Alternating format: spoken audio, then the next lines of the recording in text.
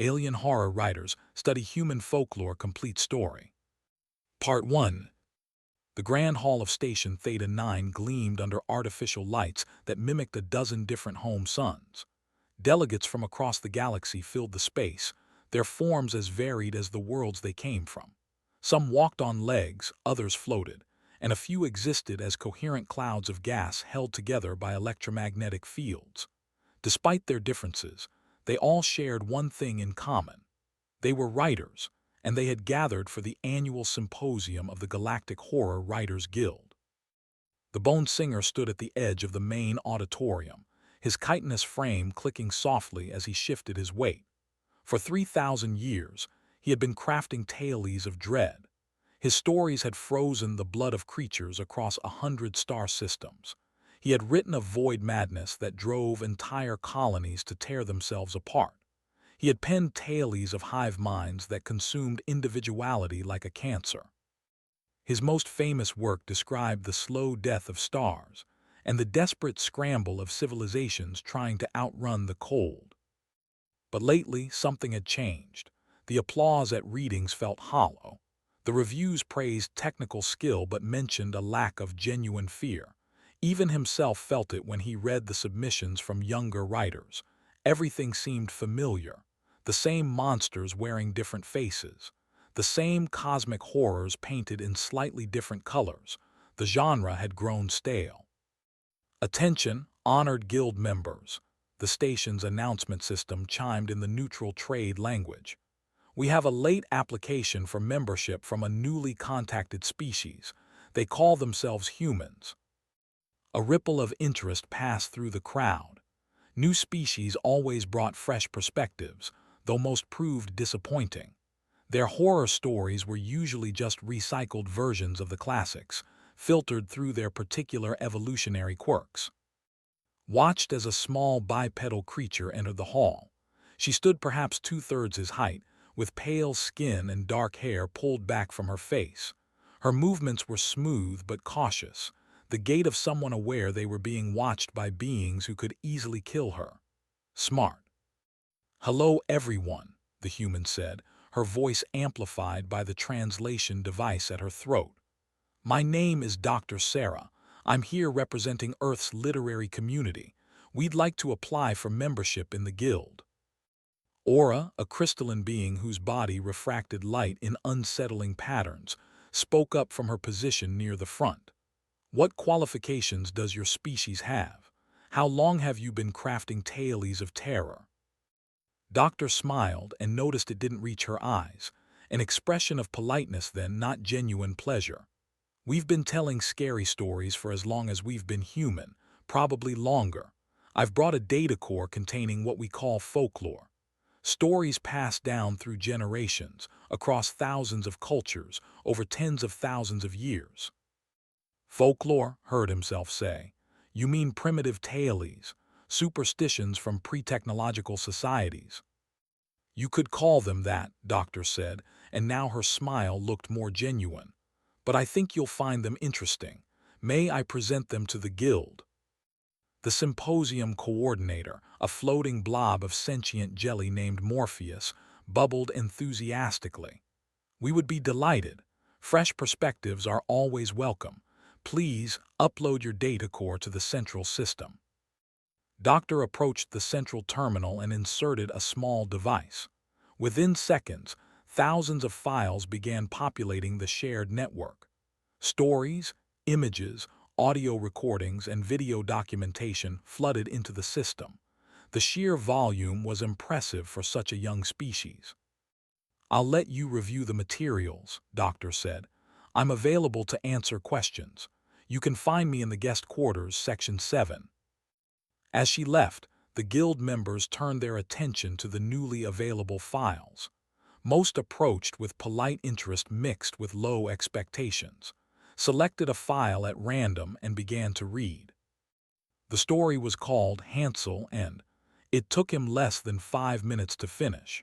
He sat frozen for a full minute afterward, his sensory organs trying to process what he had just experienced. Two human children, abandoned in a forest by parents too poor to feed them. Already, the The premise was dark. Most species protected their young with ferocious intensity. The idea of deliberately leaving offspring to die spoke to a desperation found unsettling. But that was just the beginning. The children, lost and starving, found a house made of candy and sweets, a lure, a trap. Inside lived a creature that appeared as a kindly old woman but was actually a predator who fattened children up before cooking and eating them. The children discovered the remains of previous victims. They were imprisoned. They faced their own imminent death. And in the end, they survived only by shoving their captor into her own oven and burning her alive while she screamed. Read the file notes. This was a story humans told to their children, a bedtime story, a tale meant for the young of their species, those who had not yet reached maturity. He selected another file. Little Red Riding Hood. A child sent alone through dangerous woods, stalked by a predator that killed her grandmother and wore the old woman's skin to deceive the child. The wolf literally got into the grandmother's bed, wearing her clothes, mimicking her voice, and the child almost fell for it. Another story, The Pied Piper, a man who stole an entire town's children as revenge, leading them away never to be seen again. Bluebeard, a wealthy man who murdered his wives and kept their corpses in a locked room, a creature that demanded a woman's firstborn child as payment. His claws trembled as he opened file after file. Each culture on Earth had its own collection. The Japanese had creatures called monsters that wore human faces or hid in ordinary objects, waiting to attack. The Slavic peoples told of Baba, a witch who lived in a house that walked on chicken legs and who might eat visitors or help them depending on her mood. Nordic cultures had trolls that turned people to stone and giants that crushed villages. African traditions spoke of creatures that stole children in the night and spirits that possessed the unwary. Every human culture across every continent had dozens or hundreds of these stories, and they all shared common themes. Things that looked safe but weren't, strangers who meant harm, the woods at night hiding danger, deep water concealing predators, the importance of obedience to parents because disobedience meant death, the necessity of cleverness to survive because strength alone wasn't enough. These weren't just stories, they were warnings, instructions, survival guides wrapped in narrative form.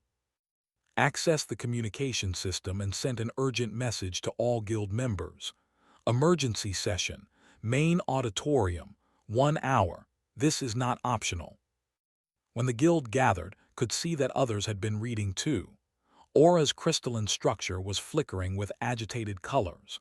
Morpheus had compressed himself into a tight, nervous sphere. Even the gaseous entities seemed to be swirling with unusual turbulence.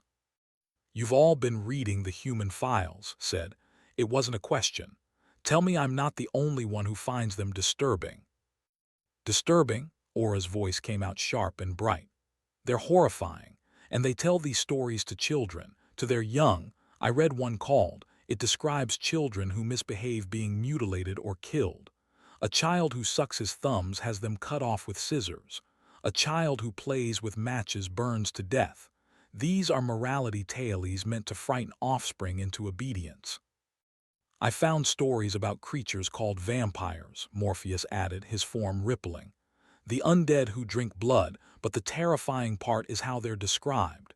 They're attractive, seductive. They invite you in. The stories emphasize that evil can be charming, that danger can be desirable. What kind of species needs to teach their children that predators can be beautiful?" A delegate from the methane breathing spoke up, his words translated through complex filters. "I examined their modern fiction, their contemporary horror. Do you know what humans write about now? They imagine their own creations turning against them. Artificial intelligence that decides to eliminate humanity. They write about invisible diseases that could wipe out their species. They create stories about their entire planet becoming uninhabitable. They fear things that haven't even happened yet." Felt a chill run through his exoskeleton. "They're a young species, barely off there. They've been in space for less than 200 of their years. They haven't even encountered hostile alien life, and yet their horror fiction is more viscerally frightening than anything the galaxy has produced in. There's something else, Aura said quietly. I accessed their historical databases. I wanted to understand where these stories came from. The folklore, I mean. And I found something that explains everything. She projected data onto the central display.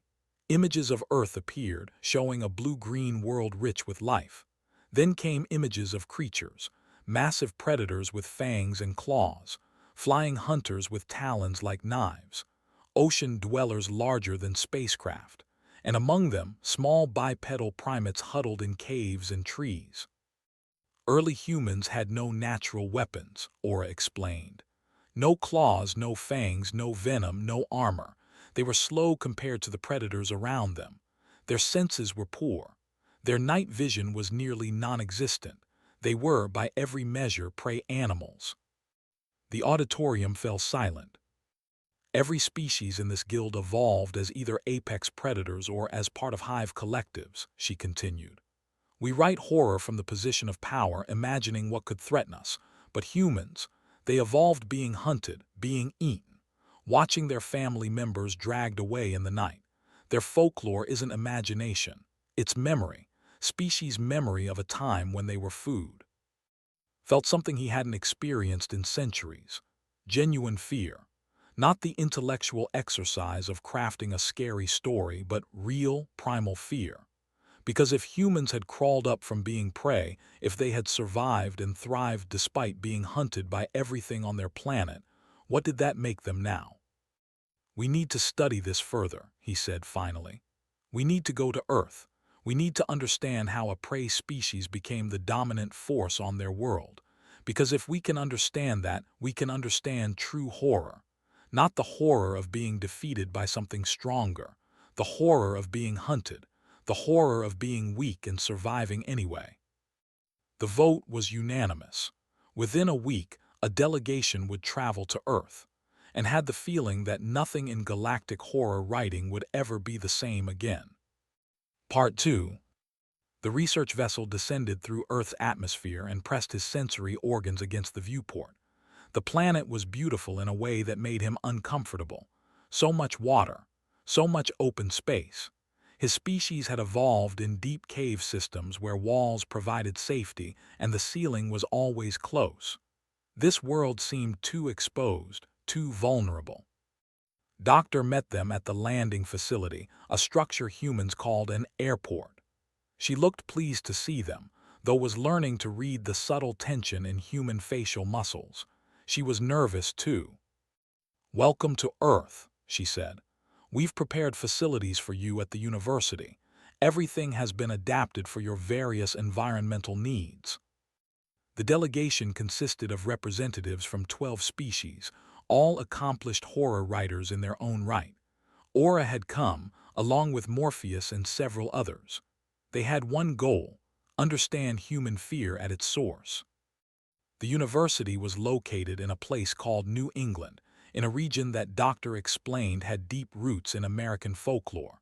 The buildings were old by human standards, constructed from materials that seemed absurdly fragile: brick and wood and glass.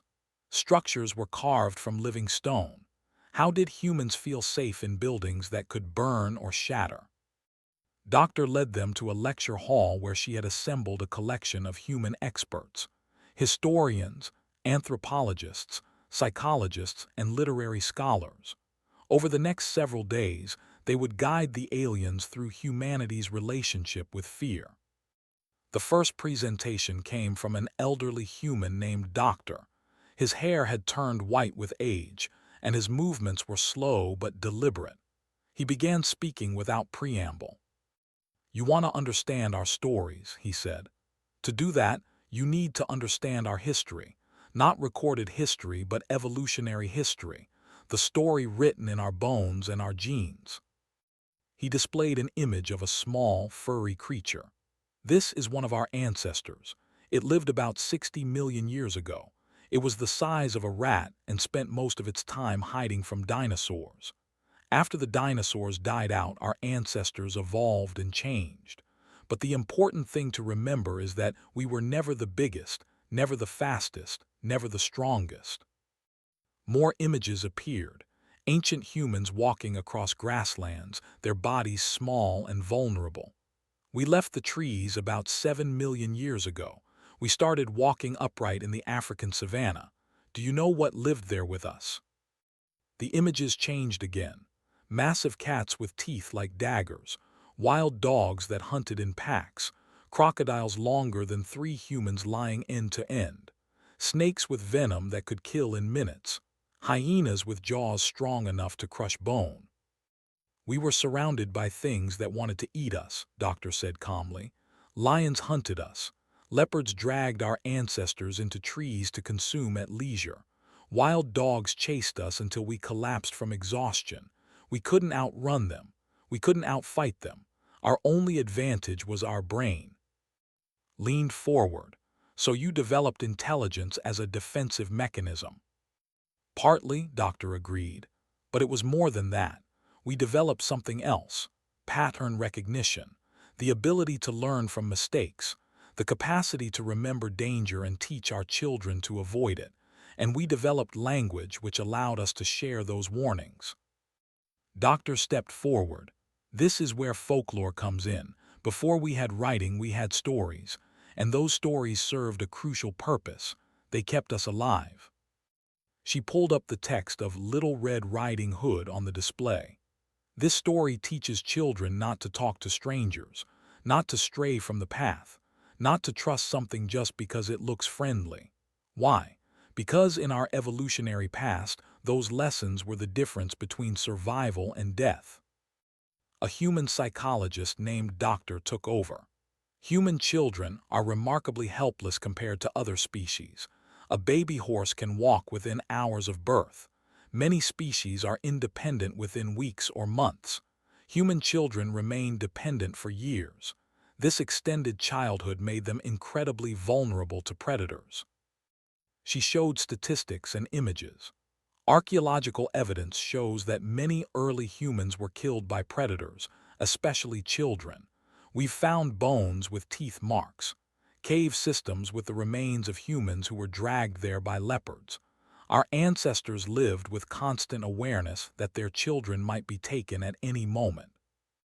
So you develop stories to frighten children into obedience, Aura said, to make them fear the consequences of wandering off or ignoring warnings. Exactly, Doctor confirmed. But it goes deeper than that. We developed an entire psychology built around threat detection. Humans are exceptionally good at seeing danger where it might not exist. We see faces in shadows. We hear voices in the wind. We imagine threats in the dark. This tendency has a name, hypervigilance, and it kept us alive. Felt pieces clicking into place in his mind. Your folklore reflects this. The monster that looks like grandmother, the beautiful vampire that hides its true nature, the friendly stranger who means harm. You're teaching threat recognition through narrative. Yes, Doctor said, and every culture developed its own versions based on local dangers.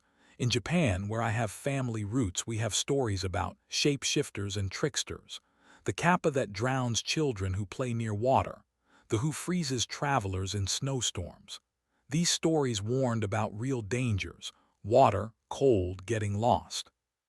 Over the following days, the delegation dove deeper into human folklore. They studied Slavic tales of creatures that lived in forests and stole children. They examined Native American stories about wendigos, humans who turned into monsters through cannibalism. They read about the Maori peoples, dangerous beings that lived in water and had to be respected. Each culture's monsters reflected their environment and the real dangers they faced. Desert peoples told stories about creatures that lured travelers to their death with false water sources. Island cultures warned of things that lived in the ocean depths. Mountain communities spoke of avalanches and storms as angry spirits. But what about modern horror?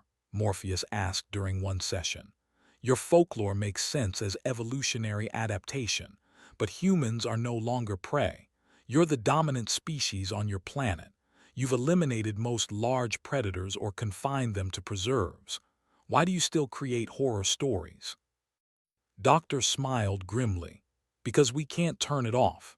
That hypervigilance, that pattern recognition, that constant threat assessment, it's hardwired into us now. When we don't have real threats to worry about, we manufacture imaginary ones. He showed them examples of modern human horror. Stories about serial killers who looked like ordinary people. Tales of cosmic entities beyond human comprehension that drove people mad. Films about haunted houses and possessed children. Books about pandemics that could wipe out civilization. Look at our zombie stories, Doctor added.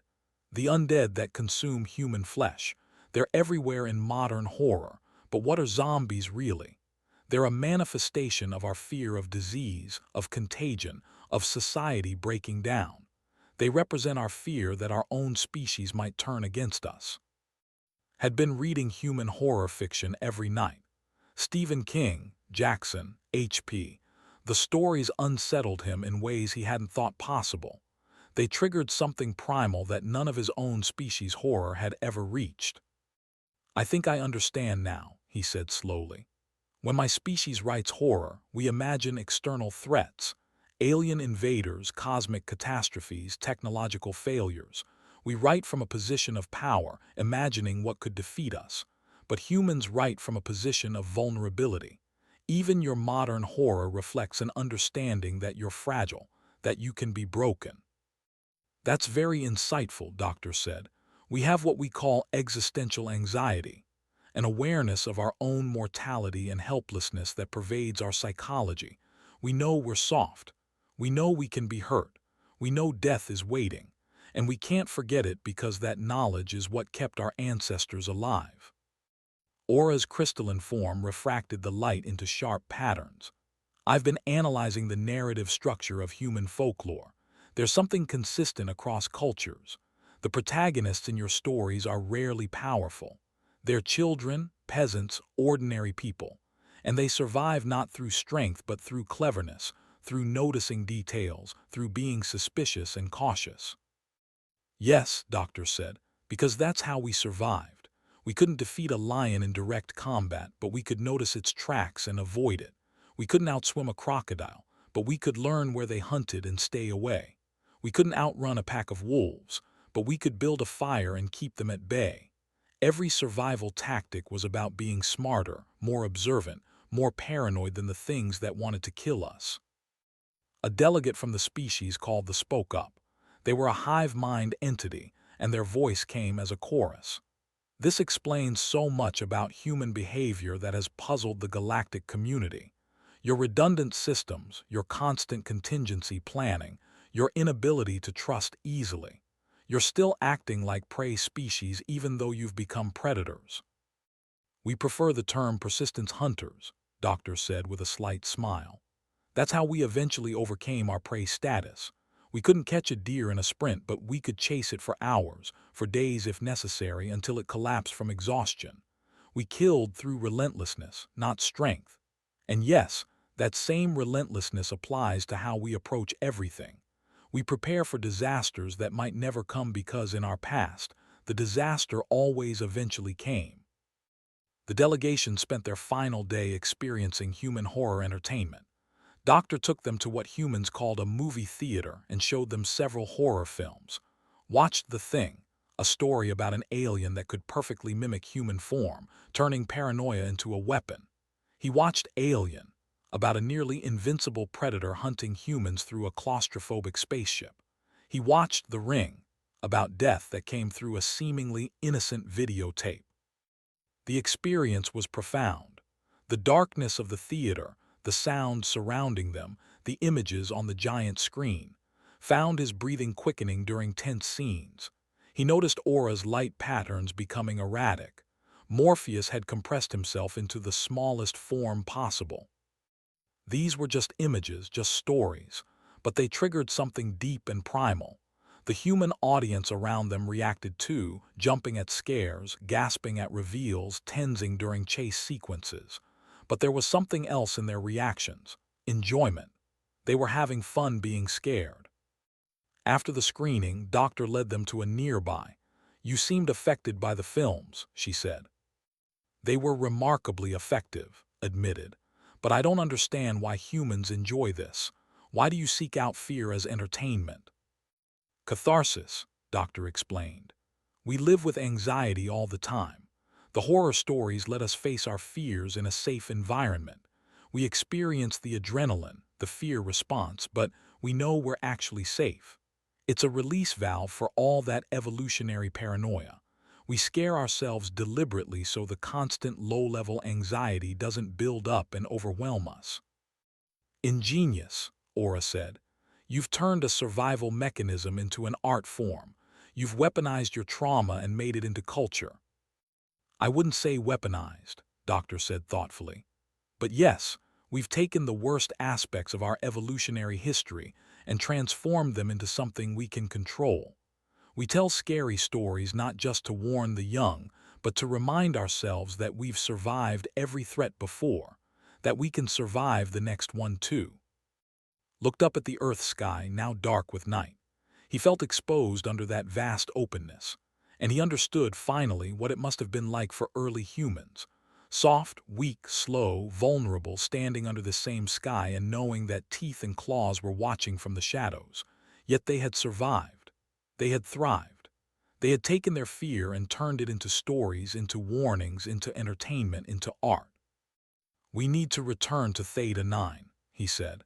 "We have a report to make to the Guild, and I think the galaxy's approach to horror is about to change fundamentally." Part 3. The Grand Hall of Station Theta 9 was filled to capacity. Word had spread through the Galactic Horror Writers Guild about the delegation's findings, and every member wanted to hear the report. Additional seating had been installed to accommodate the overflow crowd. Representatives from other artistic guilds had even requested permission to attend. Stood at the central podium, the delegation arrayed behind him.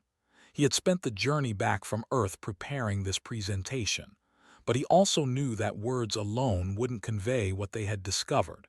He had brought examples. "Honored members," he began. "The delegation was tasked with investigating human folklore to determine if humans should be granted membership in our guild. What we discovered goes far beyond that simple question. What we discovered changes everything we thought we knew about horror as an art form." He activated the central display.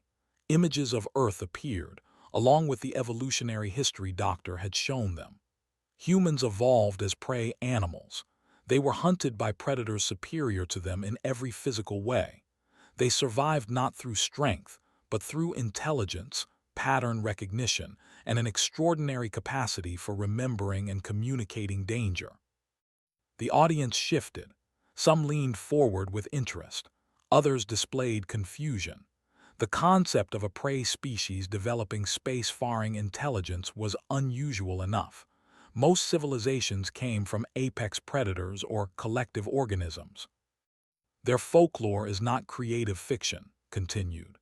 "It is species memory.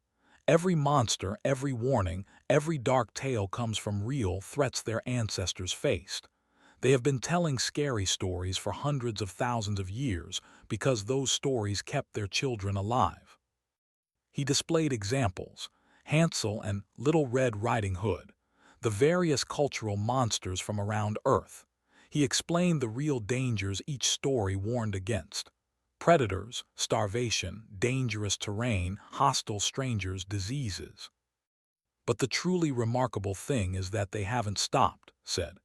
"Even now, when they face no natural predators, when they have conquered their world and reached into space, they continue to create horror. They manufacture new fears because the impulse to identify and prepare for threats is hardwired into their psychology." He showed clips from the horror films they had watched. The reactions in the auditorium were immediate and visceral. Species that had been writing horror for gasped at jump scares designed for human audiences. The scene in Alien, where the creature burst from a crew member's chest, drew cries of genuine shock. The slow-building dread of The Ring had even the most experienced horror writers shifting uncomfortably. "This is what human fear looks like," said. It's not the intellectual exercise we've been producing. It's visceral, it's primal, it's rooted in deep evolutionary trauma. And it works. It works on us even though we're not human. Because they've tapped into something universal, something we've forgotten in our safety and power. Aura stepped forward. We recommend not only granting humans membership in the guild, but establishing a formal exchange program. Human horror techniques should be studied and adapted by writers across the galaxy. The impact could be revolutionary. The guild coordinator, Morpheus, bubbled thoughtfully. This is unprecedented, but I can see the value. We should vote. The vote was unanimous. Humans would be welcomed as full members. Doctor, attending via holographic link from Earth, thanked them graciously. But the real impact came in the weeks that followed. Guild members began incorporating human folklore techniques into their own work. Stories that had seemed tired and familiar were rewritten with human-style paranoia and attention to realistic vulnerability. The difference was striking. Wrote a new story, applying everything he had learned. Instead of featuring powerful entities facing cosmic threats, he wrote about ordinary citizens of a space station who realized one of them had been replaced by something wearing their face. He used the human concept of the uncanny valley, the fear of something that's almost right but subtly wrong. He built tension through small details and mounting paranoia rather than grand reveals. The story was published to galactic-wide distribution. The response was immediate and overwhelming. For the first time in decades, readers reported genuine fear, sleep disruption, anxiety, the urge to check shadows and question familiar faces. It was uncomfortable. It was disturbing. It was enormously successful. Other guild members reported similar results with their human-influenced works. Morpheus wrote a piece about a colony slowly realizing their AI had been subtly manipulating them for years, using human paranoia about technology turning hostile. Aura crafted a tale about a species that discovered their entire civilization had been built on a massive predator that was beginning to wake, playing on human themes of hidden danger and inevitable doom.